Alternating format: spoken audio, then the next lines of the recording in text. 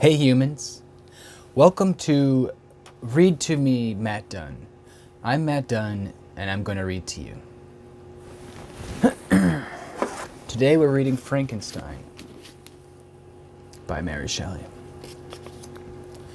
We are on chapter 17, part 1.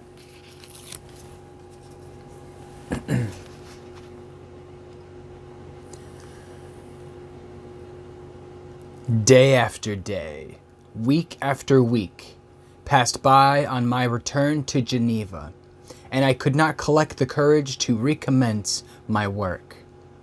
I feared the vengeance of the disappointed fiend, yet I was unable to overcome my repugnance to the task which was enjoined me. I found that I could not compose a female without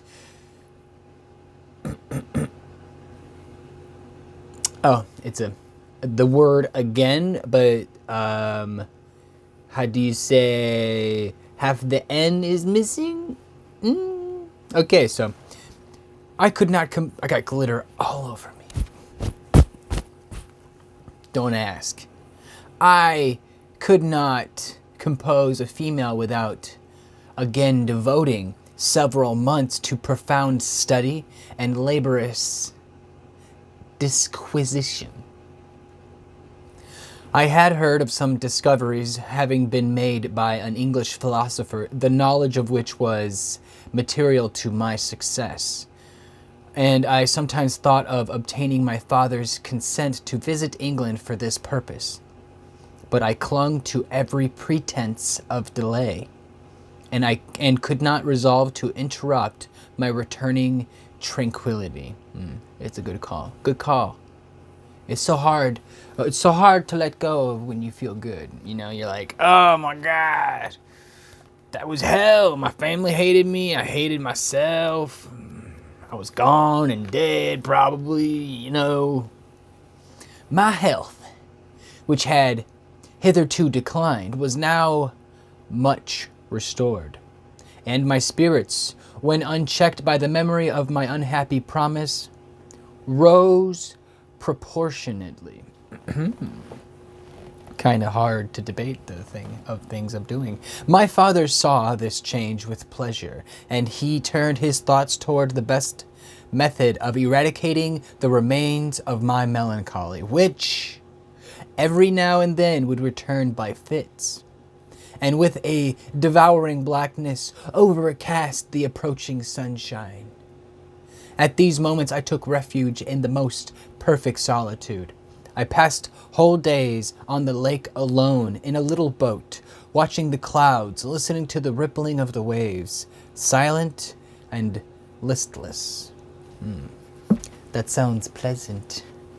So pleasant. Just rocking on the boat and listening to the waves and watching the clouds go boobity boobity. I can imagine how relaxing that must be.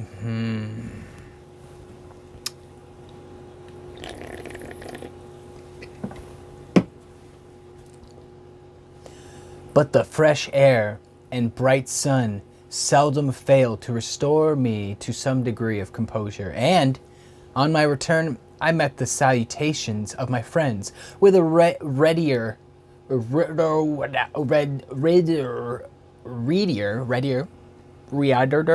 smile. Let's pretend you know that word too, right? Readier. That's it. It's just readier. You can see the book, can't you? Yeah. Readier smile and a more cheerful heart. His friends, not him. This is Dr. Frankenstein. I don't know if you know, but this chapter, Dr. Frankenstein, imagine I'm the doctor. I'm crazy. I can make dead bodies dance. It was after my return from one of these rambles that my father, calling me aside, thus addressed me. Dr. Frankenstein's father. I'm happy to remark, my dear son. No, I'm just kidding. Would that be his voice? Maybe it's like, yeah,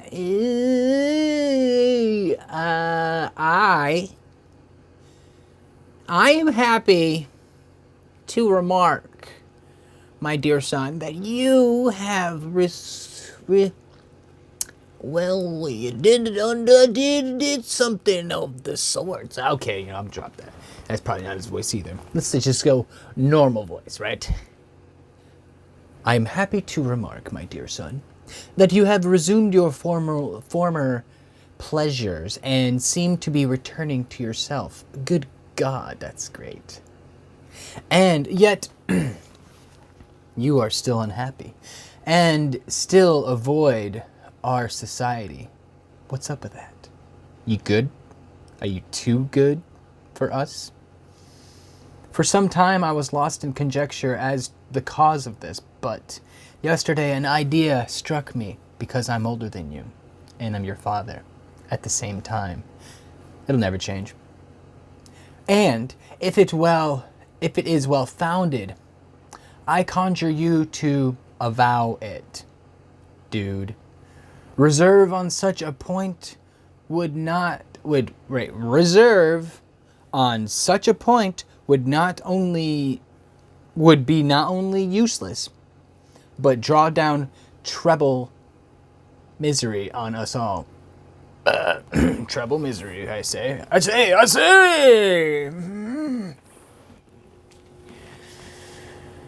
Okay. So Dr. Frankenstein is now. I trembled violently at this exordium, and my father continued. Dr. Frankenstein's father now. I confess, my son, that I have always looked forward to your marriage with your cousin. Yeehaw, I say. As the tie of our domestic comfort, and the stay of my declining years. You were attached to each other from your earliest infancy. You studied together. Yeah. Small town. Can't really go anywhere else. There's like 5 kids in school. Gotta pick one and go with it, I guess. You studied together. And appeared in dispositions and tastes entirely suited to one another. But so blind is the experience of man that what I conceive to be the best assistance to my plan may have entirely destroyed it. So what the fuck is he talking about? Okay, you done something and you done fucked up or something or other. You talking about the marriage? Did you set this up? Is this candid camera? Just be like, is she really my cousin? Because, God, I thought that was pretty cool, right? You, perhaps, regard her as your sister. Okay, let's just continue. Without any wish that she might become your wife. Wait, okay, whatever. Who cares? Nay, you may have met with another whom you may love, and considering yourself as bound in honor to your cousin, this struggle may occasion the poignant misery which you appear to feel. Got it. So the father thinks that he's upset about marrying his cousin because maybe he wants his sister? Or is his cousin his sister? Or is he his own cousin's sister? Yeah, how about that? Whew. The father is, however, probably wrong about whatever this shit's going on in his head, because the guy is thinking about dead people when in fact he would much rather be thinking about his sister or something. That's what the father thinks. Yeah, so get it. Dr. Frankenstein. My dear father, reassure yourself. I love my cousin tenderly. I tendered on her. And sincerely I tendered on her. I never saw any woman who excited as Elizabeth does. My warmest admiration and affection, my future hopes and prospects are entirely bound up in the expectation of our union. We aren't married yet, but goddamn, it's gonna happen. And I'm going to fancy on that The expression of your sentiment on this subject, Wait. This is the father now. The expression of your sentiment on this subject, my dear Victor, gives me more pleasure than I have for some time experienced. If you feel this, we shall assuredly be happy. However, present events may cause a gloom over us. I guess his father's William Shatner now. Anyway, that'd be dope. But it was this gloom which appeared to have taken so strong a hold of your mind that I wish to dissipate. Tell me, therefore, whether you object to an immediate solemnization of the marriage. We have been unfortunate, and recent events have drawn us from that everyday tranquility befitting my years and affirmities. You are younger, yet I do not suppose, possessed as you are of a competent fortune, that an early marriage would at all interfere with any future plans of honor and utility that you may have formed. Do not suppose, however, that I wish to dictate happiness to you, or that a delay on your part would cause me any serious uneasiness. He's like, don't worry about me, man. Do what you want. Nothing that you do will hurt my feelings. I won't die. Get that clear. I won't die. Interpret my words with candor and answer me. I conjure you with confidence and sincerity. I listened to my father in silence and remained for some time incapable of offering any reply. I revolved rapidly in my mind a multitude of thoughts and endeavored to arrive at some conclusion. Alas, to me, the idea of an immediate union with my cousin was one of horror and dismay. I was bound by a solemn promise which I had not yet fulfilled, and dared not break, or if I did, what manifold misery, what if I did, what manifold miseries might not impend over me and my devoted family. Got it. Could I enter into a festival with clowns and dogs and ponies, with the deadly weight yet hanging round my neck, and bowing me to the ground? I must perform my engagement and let the monster depart with his mate before I allowed myself to enjoy the delight of a union from which I expected peace. Get your shit done with and out of the way before you can move on with your life, is what he's saying, you know? Get your shit straight. Excuse me.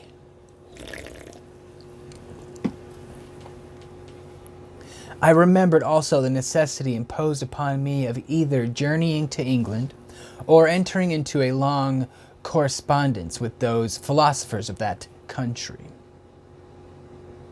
whose knowledge and discoveries were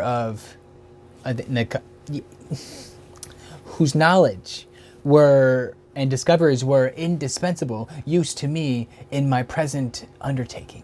The latter method of obtaining the desired intelligence was dilatory and unsatisfactory. Besides, any variation was agreeable to me, and I was delighted with the idea of spending a year or two in change of scene and variety of occupation.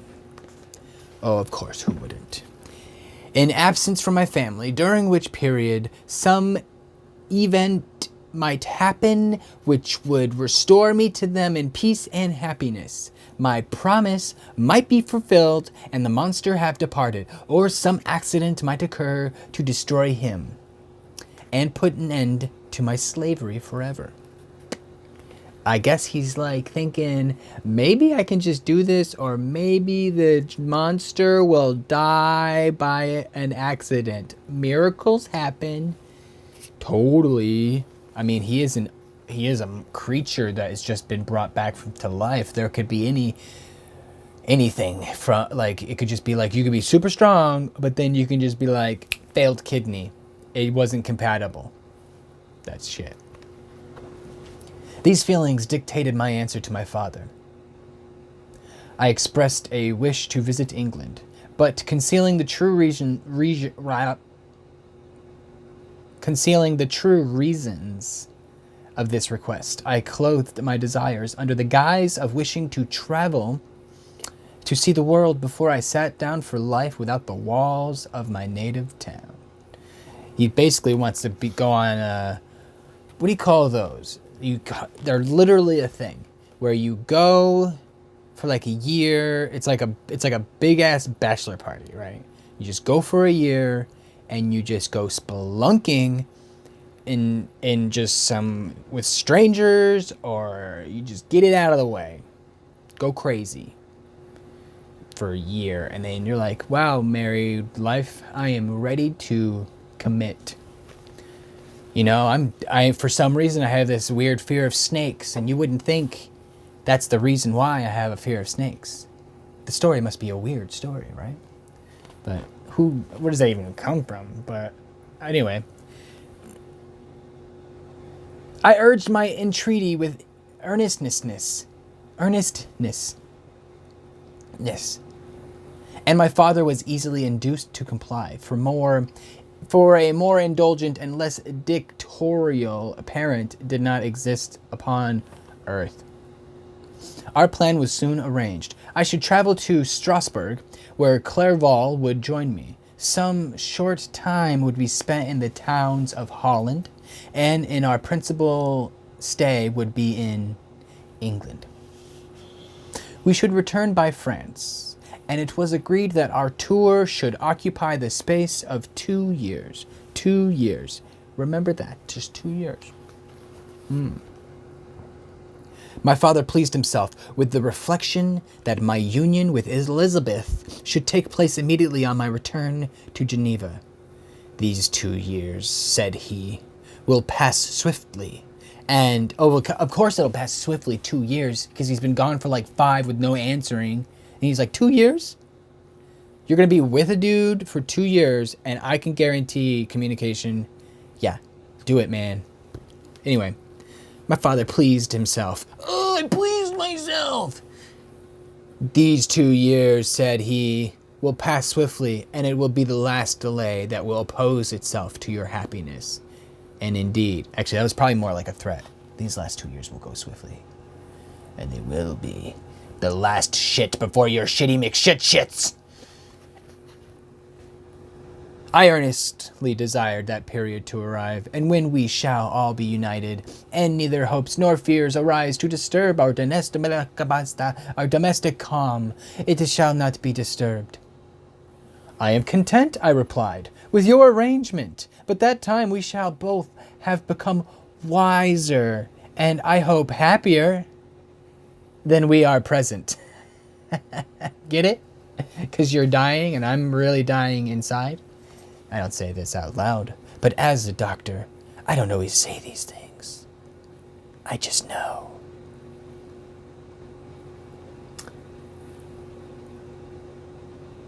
I now made arrangements for my journey, but one feeling haunted me, which filled me with the fear and agitation. With fear and agitation, not the fear and agitation, the agitation, but it could be. So anyway, by that time, we shall both have become wise. Oh my God, I jumped paragraphs again. Okay, now arrangements and agitation. During my absence, I should leave my friends unconscious of the existence of their enemy and unprotected from his attacks, exacerbated as he might be by my departure. But he had not promised to follow me wherever I might go, or would he not accompany me to England?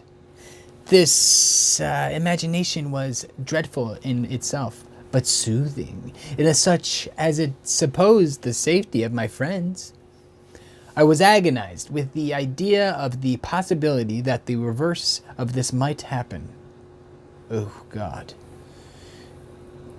But through the whole period during which I was the slave of my creature, I allowed myself to be governed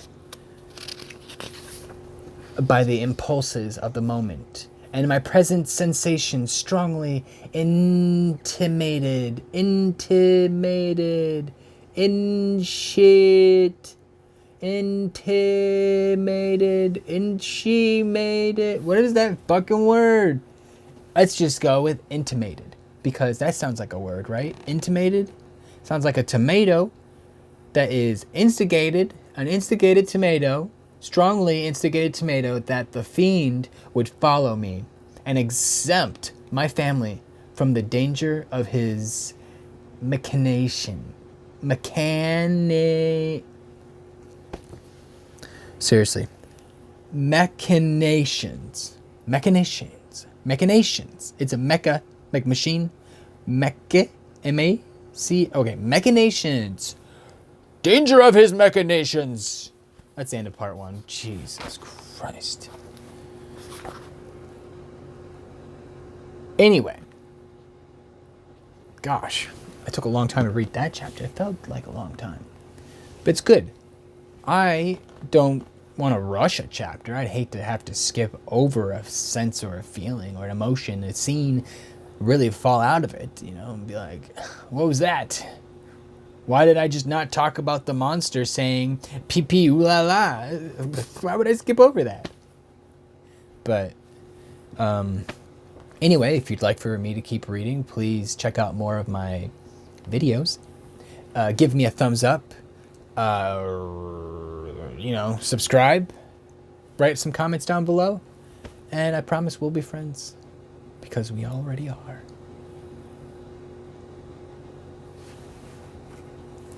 Ha ha ha.